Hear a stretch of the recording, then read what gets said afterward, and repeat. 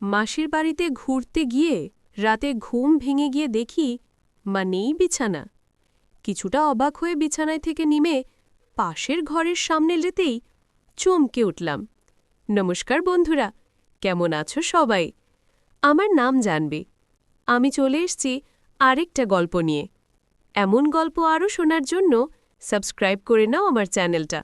তাহলে চলো শুরু করি। এবার আমার মায়ের একটা দিদি আছে, মানে যদি মাসি। আমার মতো মাসিরও একটা মেয়ে আছে, যার বিয়ে হয়ে গেছে। তো দিদির বাচ্চা হওয়ার কারণে মাসি দিদির শ্বশুর বাড়ি যাবে বলে আমাকে আর মাকে মাসির বাড়ি থাকার জন্য বলল।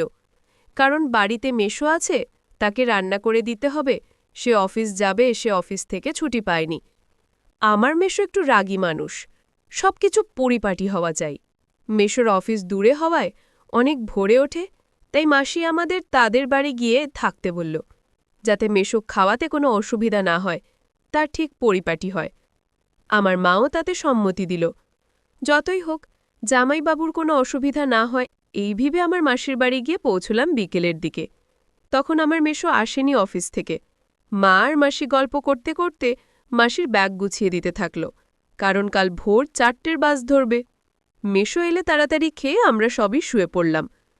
আমি আর মা একটা ঘরে শুলুম, আর মাসি আর মেসো আরেকটা ঘরে শুল। পরের দিন সকাল 4টের সময় ঘরে আলো জ্বলে উঠল। আমার ঘুম একটু ভাঙিয়ে দেখলাম মেসো সাইকেল নিয়ে বের হলো মাসিকে বাসে তুলতে। মা ও মাসির সাথে হেঁটে গেল। এগুলি আমার ঘুম পাচ্ছিল, তাই আমি আর উঠিনি।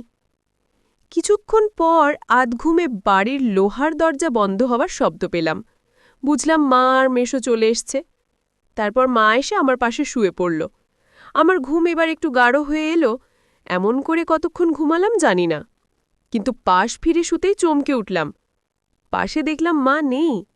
আমি বিছানা থেকে উঠলাম, ঘরে থেকে বেরোলাম, দেখি মেসোর ঘরের দরজা বন্ধ।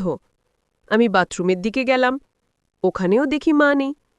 আমি বাথরুম করে আসছি, এমন সময় একটা চাপা গলায় শব্দ পেলাম।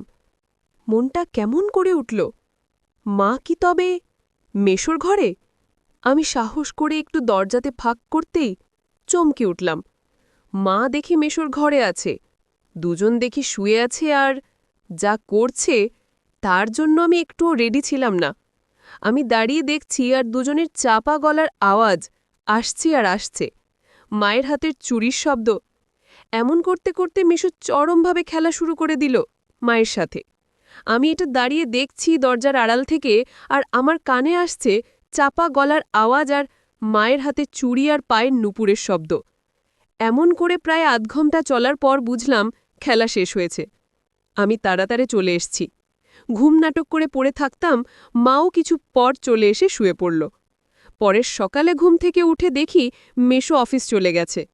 সেদিন অফিস থেকে ফেরার পরও রাতে যা ঘটেছিল সেটাও পরের গল্পে আসবে, তাই তোমরা তাড়াতাড়ি সাবস্ক্রাইব করে নিও। দেখা হচ্ছে নেক্সট গল্পে।